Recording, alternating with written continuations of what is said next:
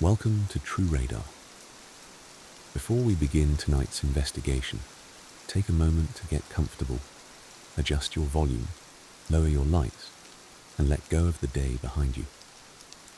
Tonight, we step back to a freezing winter in 1922, to a solitary Bavarian farmstead hidden deep within a dark forest. A place where a set of fresh footprints in the crisp, white snow led directly from the woods toward the house, but never back out. Close your eyes. Let the rhythm of the rain clear your mind as we scan the dark for the truth. In the dark, rolling plains of Bavaria, Germany, roughly 60 kilometers north of Munich, lies the small town of Weidhofen. In the early 1920s, this area was deeply rural, a quiet landscape dominated by dense pine forests, vast farmland, and isolated homesteads that operated largely independent of the modern world. About 1 kilometer outside the main village, nestled deep within a thick, shadow-heavy woodland known as the Groben Forest, stood a solitary farmstead. It was called Hinterkaifeck. The name literally translated to behind Kaifeck, indicating its hidden, secluded position behind the neighboring hamlet of Kaifeck. The farm belonged to the Gruber family. It was a modest, hexagonal estate constructed of heavy timber, dark brick, and stone, comprising a family home, a machine room, cattle stables, and a large central barn, all connected under a sequence of low slate roofs. To the casual observer, it was a picture of traditional Bavarian pastoral life. But to the inhabitants of Weidhofen, Hinterkaifeck was a place avoided. Living on the farmstead were 5 members of the Gruber family. The patriarch was Andreas Gruber, a 63-year-old farmer. Andreas was a deeply unpopular man in the community. He was known to be sour, intensely reclusive, and notoriously ungenerous to his neighbors. He lived with his wife, 72-year-old Cecilia Gruber, whose demeanor was similarly cold and withdrawn. With them lived their widowed daughter, 35-year-old Victoria Gabriel. Victoria was a striking woman who possessed a beautiful singing voice, anchoring the local church choir in Weidhofen, a rare moment of public vulnerability for an otherwise fiercely private family. Victoria had 2 children, a 7-year-old daughter, also named Cecilia, and a 2-year-old son, Josef. The family kept to themselves, working the harsh Bavarian soil from dawn until dusk. Because of Andreas's hostile temperament, the farm struggled to retain domestic help. In the late autumn of 1921, the family's long-standing maid, Crescens Rieger, abruptly packed her belongings and left the estate in a state of absolute terror. When she arrived back in the safety of Weidhofen, Crescens made a series of disturbing claims to anyone who would listen. She insisted that Hinterkaifeck was haunted.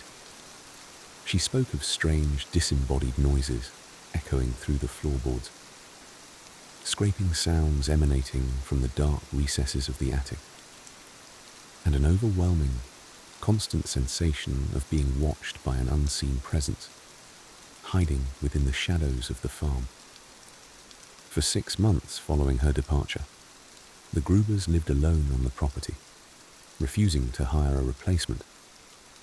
The winter of 1922 was unusually brutal, burying the region in thick, heavy sheets of grey ice and deep, white snowdrifts. As the cold months dragged on, the isolation of Hinterkaifeck grew absolute. By March of 1922, the frozen ground began a slow, sluggish thaw. It was during this period that the atmosphere at Hinterkaifeck began to shift from simple isolation into something distinctly unsettling. In the middle of the month, Andreas Gruber walked out to the edge of his property to check the perimeter fences near the tree line. of the Gruben forest. The snow was still fresh and untouched across the fields. As he walked, Andreas stopped in his tracks. Printed clearly in the crisp white powder were a pair of human footprints. Andreas leaned down to inspect them. They were the heavy indentations of a man's boots. He tracked them backward, seeing that they originated deep within the dense, dark thicket of the forest.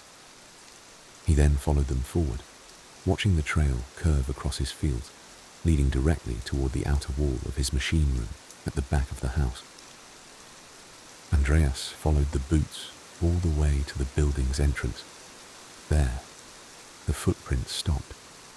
Puzzled, Andreas looked down, expecting to see a second set of tracks leading back toward the woods.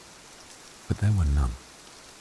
The footprints led exclusively to the house, never away. Uneasy but stubborn, Andreas conducted a thorough search of the outbuildings, the stables and the main home. He checked the locks, inspected the tool sheds, and scanned the tree line.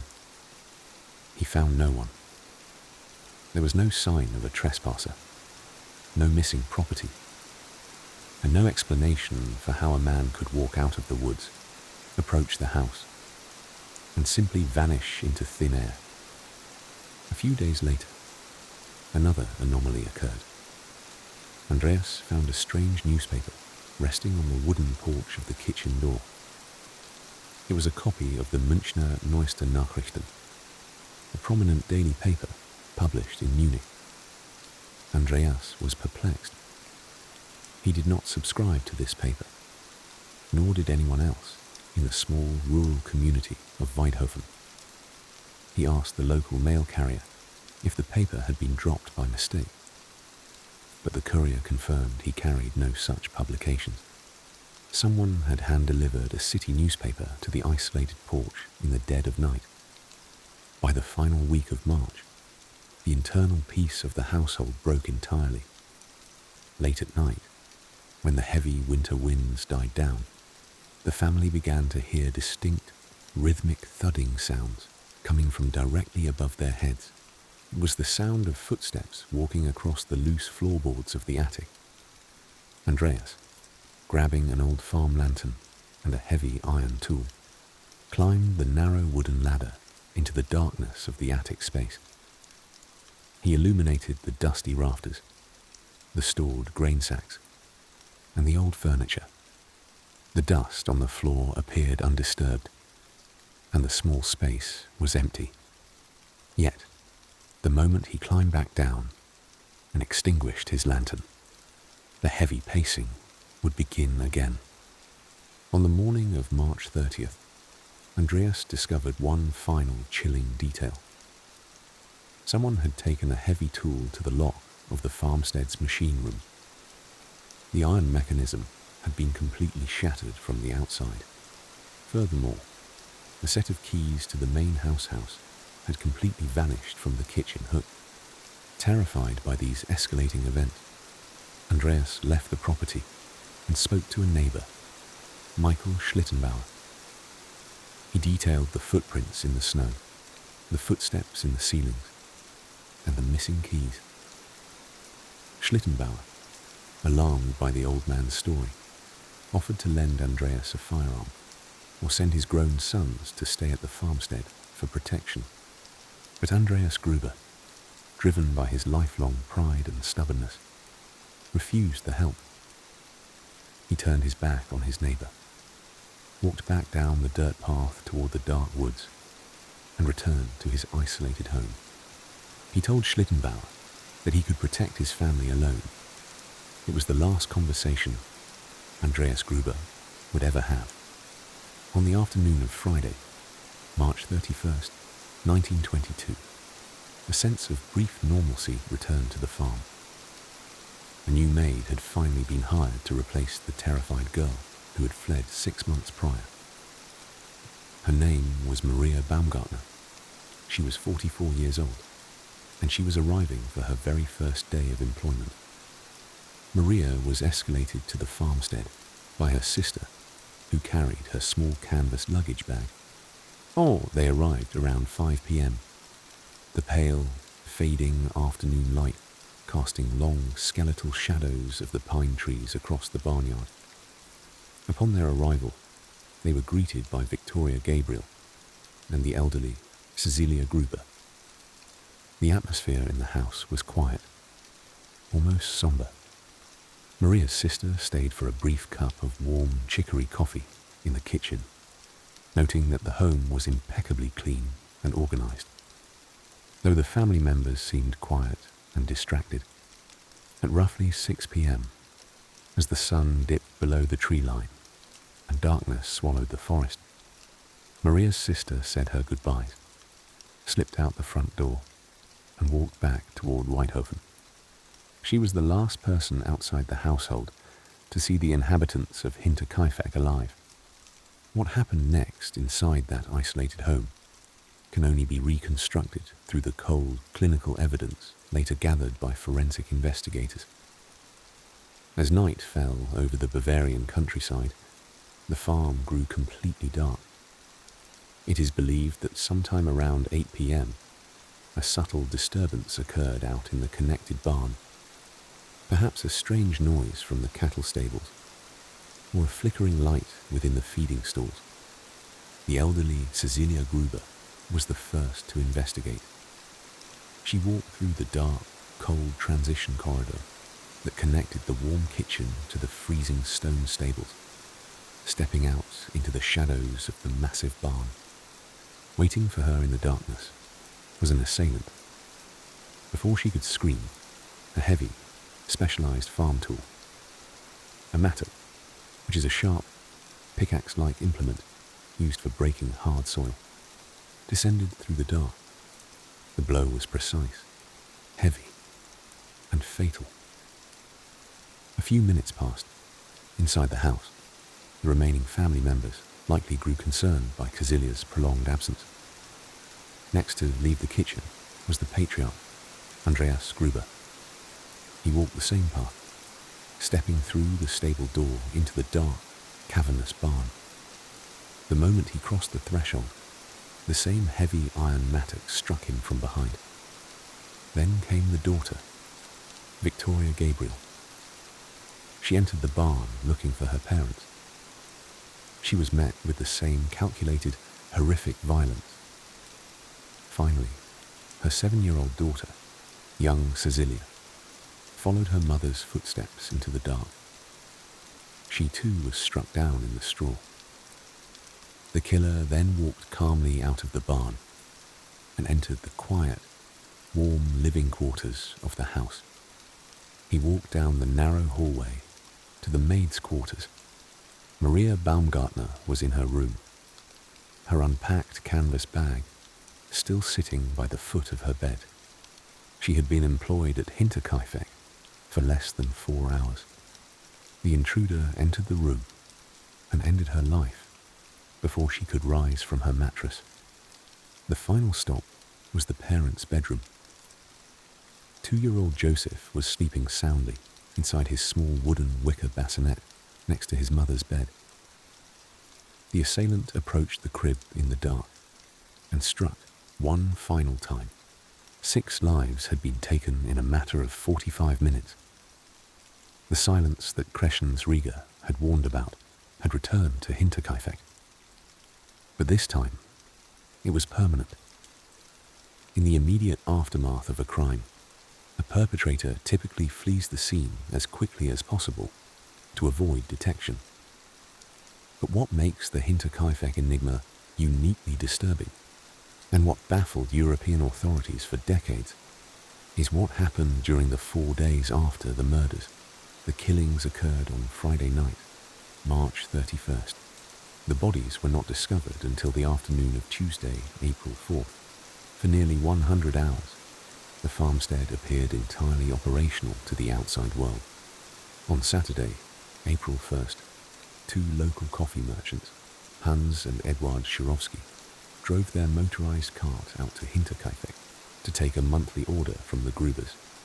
They arrived in the early afternoon, pulled into the central courtyard. and knocked heavily on the main entrance door. There was no answer. They walked around the perimeter of the house, peering through the glass windows. The curtains were drawn tightly shut, but they noticed a strange detail. The heavy wooden gate leading to the machine room was wide open, swinging gently in the cold wind. The merchants called out into the yard, but the only sound was the low, muffled lowing of the cattle from inside the barn. Assuming the family was out working the distant fields, the merchants left their order slips on the porch and drove away. On Sunday, April 2nd, the absence of the Gruber family began to ripple through the close-knit community of Wiedhoven. Victoria Gabriel missed her mandatory morning performance with the church choir, and the family's regular wooden pew sat completely empty during Sunday Mass. This was deeply uncharacteristic for the devout family. Concurrently, young Casilia did not appear for her regular Sunday school classes. Neighbors began to gossip, but given the family's notoriously reclusive nature, no one felt comfortable walking out to the estate to intrude on their privacy. On Monday, April 3rd, the schoolmaster of the local village school noted that 7-year-old Casilia was absent without an excuse for the second consecutive school day. He sent a clerk to inquire around the village, but no one had seen the little girl or her mother since Friday. Throughout all of this, neighbors passing by the Groburn forest reported seeing smoke consistently curling out of the central brick chimney of the Hinterkaifeck farmhouse. Someone was inside the house. Someone was keeping the fireplace burning against the freezing April chill. Even more bizarrely, witnesses noted that the farm animals were being actively cared for. The cattle in the stables had been given fresh hay, the water troughs had been refilled, and the farm dogs had been let out into the courtyard to stretch before being brought back inside. Neighbors even reported seeing a faint, warm lantern light moving slowly past the kitchen windows late on Monday evening. The killer had not fled. He had moved into the house. He slept in the family's beds, cooked meals using their ingredients in the kitchen, fed their livestock, and lived alongside the 6 silent victims hidden in the barn and bedrooms for 4 full days. The illusion of life at Hinterkaifeck finally shattered on Tuesday, April 4th.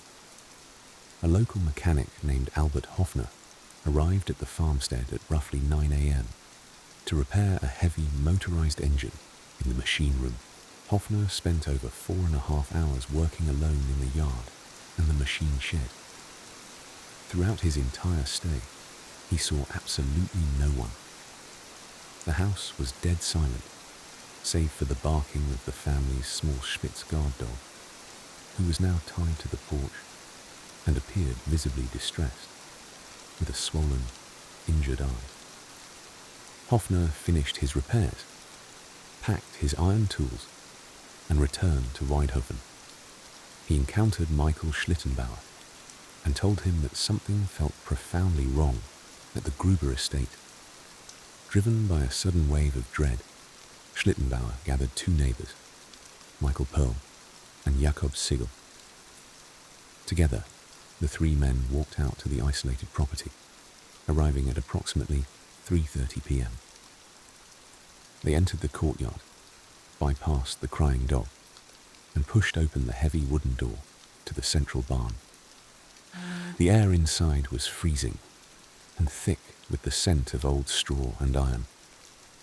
Stepping into the dark interior, Schlittenbauer kicked aside a layer of loose hay. Beneath it, stacked neatly on top of one another in a grim, structured pile, were the bodies of Andreas, his wife Cecilia, his daughter Victoria, and young Cecilia. Horrified, the men rushed into the main living quarters. In the maid's room, they found Maria Baumgartner, and in the bedroom, inside the small wicker bassinet, lay the youngest victim, Josef. The Munich police department dispatched a specialized homicide squad to the scene the following morning, led by Chief Detective Georg Reingruber. The subsequent investigation was exhaustive. Over 100 suspects were interviewed, checked, and cross-examined over the coming months and years. The first and most prominent suspect was Michael Schlittenbauer himself. He had been the neighbor who led the search party, and he had displayed a strange, intimate familiarity with the layout of the house during the discovery, unlocking doors without hesitation. Furthermore, it was revealed that Schlittenbauer had previously been in a tumultuous romantic relationship with Victoria Gabriel, and many suspected he was the biological father of young Josef, a claim that had led to a bitter, ongoing legal battle over child support payments.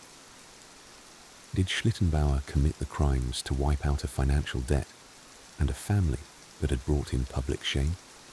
Despite intense interrogation, no physical evidence could link him to the weapon, and his timeline for the days following the murders was corroborated by his family.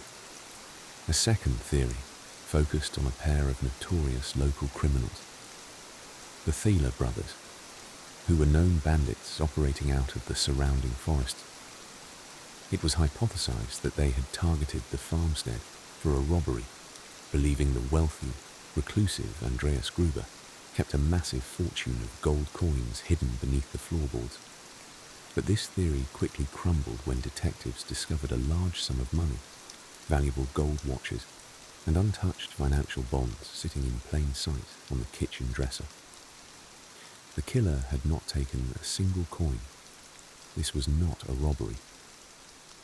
As the years rolled into decades, the files on Hinterkaifeck grew thick with increasingly strange theories. Some believed a disgruntled soldier from the First World War had been hiding in the attic for months, living like a phantom before striking. Others suggested a deep, internal family dispute had turned catastrophic.